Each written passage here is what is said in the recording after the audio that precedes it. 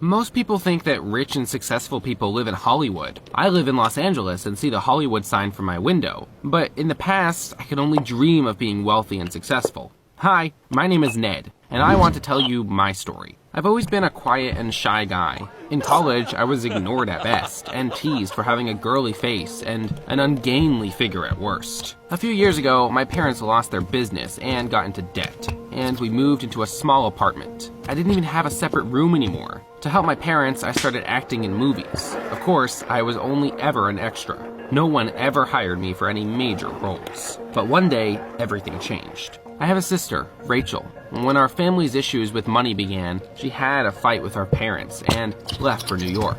We didn't hear anything from her for several years, but some days ago, she suddenly appeared on our doorstep. Rachel came to visit us, but Mom and Dad were still angry and did not want to see her. I was the only one who talked to her. Rachel rented an apartment and called me, asking me to come see her. When I opened the door, I was horrified. Her whole face was covered with ugly red spots. Rachel dragged me into the apartment and immediately burst into tears. She said that she had decided to try some new cosmetics, but the quality of the product turned out to be poor, and now she had a terrible allergy. I asked her if she wanted me to buy medicine for her, but Rachel shook her head and asked me for something else. It turned out that my sister had been running a YouTube channel for a long time and used social media a lot. That night, she was supposed to have a stream, which already had been sponsored. If she didn't do it, she would have to pay a large sum of money. I can't let my audience see me like this. Even filters won't hide these horrible spots. That's why I want you to take my place. At first, I thought she was joking and laughed, but Rachel looked dead serious. I'm sorry, but are you out of your mind? How would that even work? Don't worry, I've already thought of everything. Everyone used to think you were a girl, right? No offense, but you have a very girly face. Besides, we look very similar. We'll film in low light, you'll change your clothes and put on a wig. I will do your makeup and we'll change your voice using a special program. I've already installed it on the computer. The idea seemed insane to me, and I said no, but Rachel kept trying to convince me and knew exactly what to say. You always wanted to be in a big movie, so try yourself in an unusual role. In the end, she managed to convince me. When my new look was finished, we were both shocked by how girly I looked. Rachel closed the curtains, and I turned on some neon lights, and I sat down in front of the computer and camera. I was afraid to start the stream for a second, and wanted to give up and run away. But it was a challenge, and I decided that I had to rise to it. The viewers immediately started asking me all sorts of questions. Rachel messaged me to tell me how to respond to them. At first, I felt uncomfortable, but then I got into it and relaxed. By the end of the stream, I even started improvising. Rachel looked at me, surprised, and gave me a thumbs up. I acted perfectly. The most amazing thing was that I even liked it. I felt so much more confident looking like a girl than I usually did. The next day, I decided to do something crazy. As I arrived at the film studio where I usually work part-time, I sneaked into the room with the props, rummaging through the piles of things. I found several costumes and bright wigs. I managed to sneak them out of the studio, came to Rachel and asked her for cosmetics. Thanks to her tips and online lessons, I quickly learned how to put on makeup. Then I filmed several videos with different looks, created a new account under the name Nancy, and uploaded them on it. Rachel told her subscribers about my channel, and I went home. I couldn't even imagine what it would all lead to. The next morning, my phone was bursting with notifications. During the night, my videos had got thousands of likes and comments, and the number of subscribers had grown to almost 2,000. That's how my double life began. Only Rachel knew about my hobby. I often came to her place to take photos of myself, film videos, and stream. Nancy's audience grew by the day, and soon I was even more popular than Rachel. One day, I was looking through my notifications and noticed, by chance, that Tina had subscribed to me. My heart immediately skipped a beat. She was the most beautiful girl in my college. I had been in love with her for a long time, but of course, I hadn't dared to come up to her and talk to her. She was way out of my league. But then, I got a message from her. Tina had written that she really liked my pictures. Well, pictures of Nancy, more like. I replied, and we started texting each other quite often, and gradually became virtual friends. I learned more about Tina in those weeks than I had in a year. She didn't get along with her dad. He wanted her to study finance, but Tina dreamed of going to heaven, literally. She wanted to become a pilot, an unusual dream for a girl, wouldn't you agree? But I understood her perfectly because I myself had dreamed of something impossible my whole life. One day, Tina texted me and said that she had broken up with her boyfriend. He had been cheating on her and dating someone else. I immediately wanted to find that guy and give him a good punch. However, when Tina texted me that she hated when people lied to her, I just bit my lip guiltily. I was lying to her too. I really wanted to open up to her and tell her the truth, but I couldn't. She wouldn't have talked to me again. One day, I came home from college and found my parents looking very upset.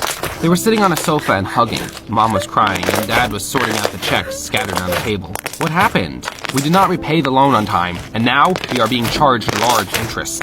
If we don't pay in a week, we will have to sell the apartment. I knew we weren't doing great, but I hadn't thought it was that bad. If we sold the apartment, we would literally be out on the street. Mom started sobbing, and Dad patted her on the shoulder soothingly. I stayed up all night trying to come up with a way out of the situation. I was even thinking of monetizing my channel. After all, Rachel was earning money from her publications and streams. But my account had been created quite recently, and despite the large audience, that feature was not available for me yet. Rachel came to our house that morning. For the first time, she asked our parents for forgiveness for running away and handed them an envelope with money. Here, take it. It's not much, but even this envelope with money. Here, take it. It's not much, but even this amount will be useful now. Our parents hesitated a little, looked at each other, and then hugged her. After they'd left for work, Rachel and I sat down to drink tea. We were both upset, and I still couldn't figure out what to do. Suddenly, I got another notification from a casting director of the film studio that I worked at. At first, I thought that letter had come to my main mail. I often got strict offers to act as an extra, but it turned out that the casting director was writing to Nancy. There would apparently be an audition for a role in a full-length movie at the studio soon. The role was female, and, according to the director, Nancy would be perfect for it. A famous producer was also supposed to come to the audition, and he would decide after seeing the audition whether he would invest in the movie or not. I was literally speechless. I had been dreaming about it for so long. I couldn't refuse such an offer. But the role was being offered not to me, but to Nancy. What would happen if everyone found out that Nancy was actually a guy? I was hesitant and didn't know what to do. But Rachel, as always, managed to give me the push I needed. Don't even think about refusing. This is a once-in-a-lifetime opportunity. Besides, you will be able to earn money and pay off Mom and Dad's debts. The last argument convinced me. I replied to the casting director and began to read the script he'd sent me. I didn't have much time to prepare and was terribly worried. For the next few days, I lost appetite, and when I once again refused to eat dinner, my mom thought I was ill. The only thing that distracted and helped me was talking to Tina. I posted the news about Nancy and told my subscribers I would be auditioning for a role in a movie. Of course, they were delighted. Tina wrote and said that she really wanted to come support me in person, but she couldn't. Her father was dragging her to some event. That was quite a relief, to be honest. It would have been very difficult for me to act in front of Tina. On the day of the audition, I came to Rachel's place, changed my clothes, and headed to the film studio. Even from afar, I noticed there were a lot of cars in the parking lot, and a huge crowd had gathered by the entrance. There were a lot of posters and printed photos of my face.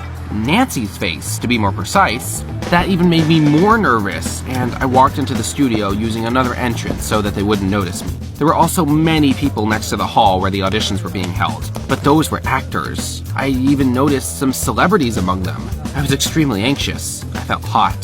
Sweat was streaming down my forehead, so I had to fix my makeup several times. When the agent called my name and told me to come in, I felt like I was in a dream. When I walked into that hall, I tried not to look at anyone present. I got grip of myself, took a deep breath, and started to act out the scene. As soon as I started, the fear went away. I was completely taken by the role and no longer noticed anything around me. At the end of the monologue, I started to gesticulate and jerked my head sharply. Too sharply. Everything happened in an instant. I guess I hadn't fixed my wig properly. Before I knew it, it flew off my head and flew to the floor. I automatically bent down to pick it up, but then I saw something that struck me. Tina was sitting next to the famous producer. She was looking at me, shocked, and slowly got up from her seat. There was absence in the hall. It seemed to be broken only by the crazy beats of my heart. Tina suddenly started crying and ran out of the hall. Ignoring everyone else, I rushed after her. I caught up to her in the hallway and tried to explain everything, but she pushed me away and called me a liar. Tears were streaming down her beautiful face. I wanted to wipe them away, but I didn't dare touch her.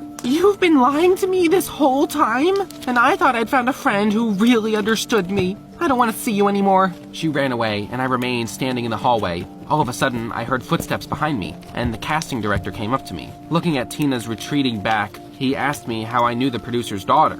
It was only at that moment that I realized how Tina had even got to the audition. So that's who her father was, and that's what kind of event he had dragged her to. It was probably fate. What else could I call it? I was looking at Tina thoughtfully when the voice of the casting director brought me back to reality. Do you realize what the producer thinks of us now? We told him you were an internet star, but it turns out you are a guy? You will never be hired even as an extra anymore. No decent film studio will want you. It was weird, but at that moment, I didn't care. Tina's tear-stained face was still standing in front of my eyes, and the director's screams only irritated me. In the middle of his rant, I turned around and shrugged to the exit. But then I remembered that I had not put on another wig. It was too late. The crowds of fans saw me without it. I didn't know if they'd realized that their idol was a guy or not. Suddenly, I heard someone call my name. Turning around, I bumped into Tina's father. Young man, can I talk to you for a minute? He took me aside and looked me up and down. I felt uncomfortable and thought that he would also scold me. But then, something incredible happened instead. I really liked your performance. Of all the actors, you were the most suitable for this role.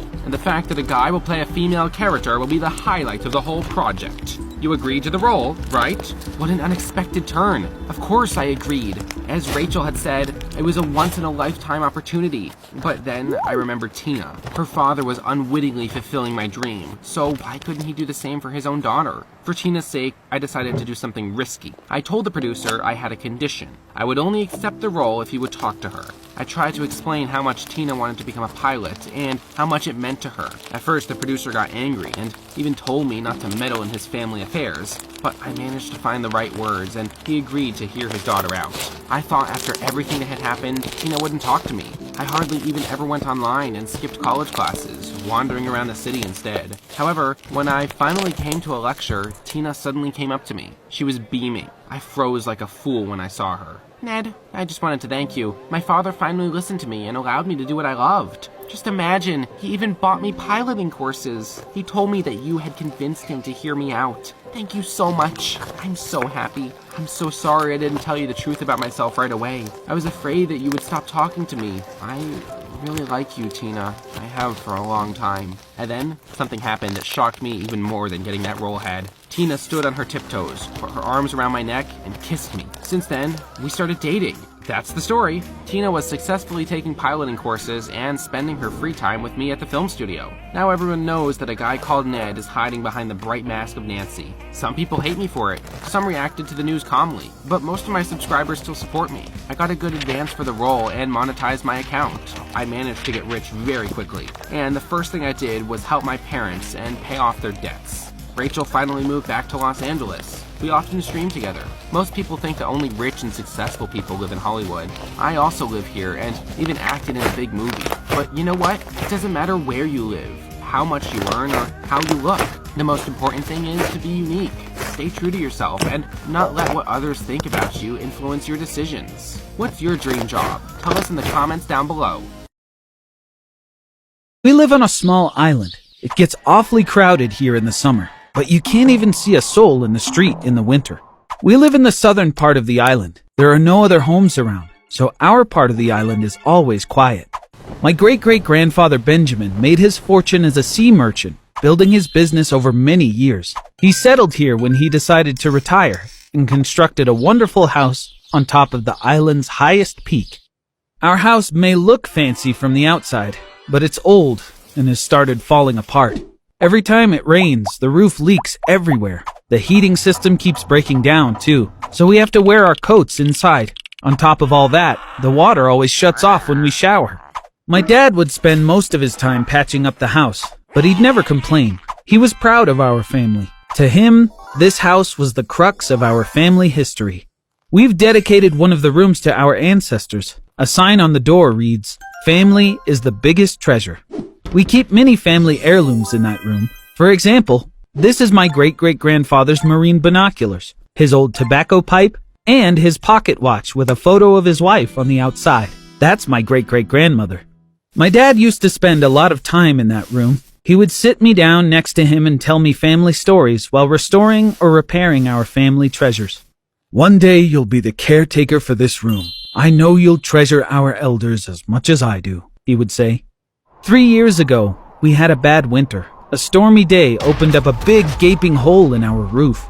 The rain started pouring into the upper level. My dad climbed up to the roof to close the hole, but he lost his balance and fell. His death upended our lives in an instant. It's been 3 years since that day. Ever since then, I spend most of my day in the family room like my dad used to. One day, my mom walked in. "Luke, I want to tell you something important. I've been seeing someone for some time now, and we got married on a whim yesterday." I was shocked. I empathized with my mom's depression. I understood her pain, but I could hardly believe her words. Why wouldn't she at least introduce me to the person she planned to marry beforehand? "David's going to move in with us," my mom continued. "The 3 of us are going to live together. I'm sure you'll get along great." David moved in the next day. I barely had time to get to know him, but I felt terrible for her. When I found out David had no source of income, I began to worry my mom had married a gold digger. Convincing her wasn't going to be easy, though.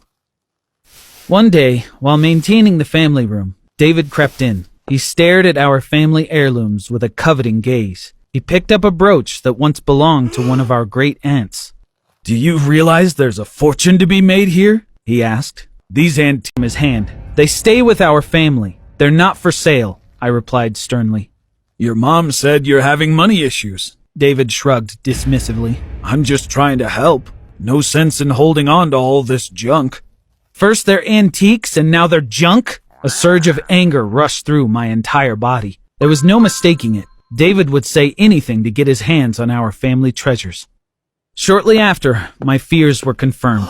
My great-aunt's brooch went missing, along with a porcelain teapot that had been handmade by my great-grandmother. I ran into the living room. David and my mom were whispering quietly to one another. "How dare you steal from our family? Give them back! Those items are priceless!" I yelled. David appeared clueless. "What do you mean steal?" My shouts rang through the whole house. "I'm talking about the heirlooms you stole from our family room. Don't act like you don't know." My mom jumped up. "Luke, what's gotten into you? Your stepdad didn't steal anything. We took a few pieces from the room and sold them. You know we needed the money." "Mom, how could you?" I screamed. In her softest voice, my mom said, "Honey, I know how valuable they are to you, but your father's funeral arrangements left us in so much debt. We'll go bankrupt if we don't pay it off. We need to put the past behind us. If that means selling a few things to have what we need, that's okay. Please, try to understand." David was listening to us with a smirk on his face. My stepdad had convinced, no, tricked my mom. My mom refused to listen to me from that day on, no matter how hard I tried to get through to her. The next day, I went to the family room early in the morning to take inventory of our family mementos. I had to hide them somewhere else, keep them safe from David's grasping claws. I began with my great-great-grandfather's belongings, storing as many as I could fit into our great-aunt's wooden jewelry box. I carefully placed the pipe, the pocket watch, and the marine binoculars inside, along with a few other pieces of jewelry. I thought I heard footsteps. I closed the box's lid, worried that David was about to enter the room, but he didn't. The door remained closed, and the hall outside was silent. Just before I'd closed the jewelry box completely, a dazzling sparkle of green glinted brightly from one of the binocular lenses. I opened the lid back up and closed it again, slowly this time. The green light flashed again. When I took a closer look, the light appeared to be forming neat lines of letters.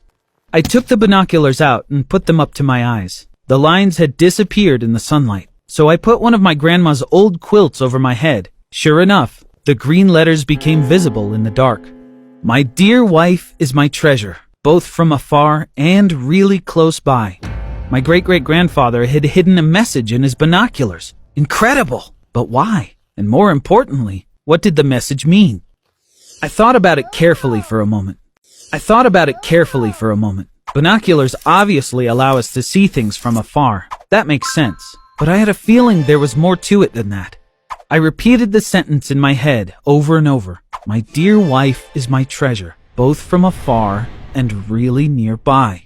I realized something. The last part said, from really nearby instead of just nearby. Remember the photo of my great-great-grandmother on my great-great-grandfather's pocket watch? I had an idea. I took out the watch and opened the cover. I looked at it for a long time, but I had difficulty making out the small details. Suddenly, a light bulb went off in my head. I set the pocket watch down on the small table. took a few steps back, and looked at my great-great-grandmother's photo through the binoculars. Everything became clear in the magnified image. I noticed an odd design on my great-great-grandmother's large square necklace. I adjusted the focus to get an even closer look. "No way!" I gasped. It was a simple map. "My wife is my treasure." I repeated the message again, assembling the pieces of my great-great-grandfather's puzzle in my head. Could it be a treasure map? I thought to myself. I grabbed a pen and a piece of paper and copied the map on the necklace. I knew the exact spot on the island the map was pointing to. That night, when everyone fell asleep, I went out with a flashlight and a shovel. According to the design on the map, I needed to head south to find a large tree at the top of a small waterfall.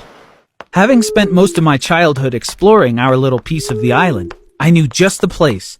I started digging in the dim light. After a while, I hit a chest. When I opened it, the warm glitter of gold and diamonds danced in the dim light of my flashlight. There was a letter on top of all of it. My treasured family, well done. You found the answer to the puzzle. Proof that you deserve these riches. Pirates have been attacking the island every few months, so I'm hiding my fortune by burying it here. Share it with the ones you love, and may the family prosper once it's found in a more peaceful time. Love, always, Benjamin. A more peaceful time, I murmured to myself. If only I didn't have a thief of my own to worry about. How do I keep it safe? After some thought, I took a few gold coins, closed the chest, and buried it again. I had a plan, but I needed to gather some money to make it happen. About 2 weeks later, the doorbell rang at our house. I came out of my room, strolling proudly to the front door. I knew who the visitors were, but my mom needed to open the door for my plan to work. When my mom opened the door, she was greeted by 3 women. "We need to talk to you about something important," one of them said. My mom was surprised, but she welcomed them in. As the ladies began chatting away, my stepdad came in. Who is it, honey? He asked. His face went pale as he realized who the women were. With the help of a team of 10 private investigators, I had managed to track down every one of David's past con victims. Each of their stories began just like my mom's. David panicked and ran out of the house. He was met by the police, who had a warrant for his arrest. They cuffed him immediately. My mom ran to him. "Thanks to my son," she said with contempt, "I see your real face. You took those poor women's money and left them with nothing. All of your talk of selling the house, letting go of the past, and not caring for worldly possessions was nothing but lies. You'll get what you deserve. All 4 of us are pressing charges. You're going away for a long time." I couldn't have said it better myself. When the dust settled, our family had everything we could have ever wanted, thanks to great-great-grandpa Benjamin's treasure. We restored the house, installed a safe in the family room, and placed the treasure chest inside. We even had "Family is the biggest treasure" engraved on the safe door. We're so happy now, living a simple life in our little corner of paradise.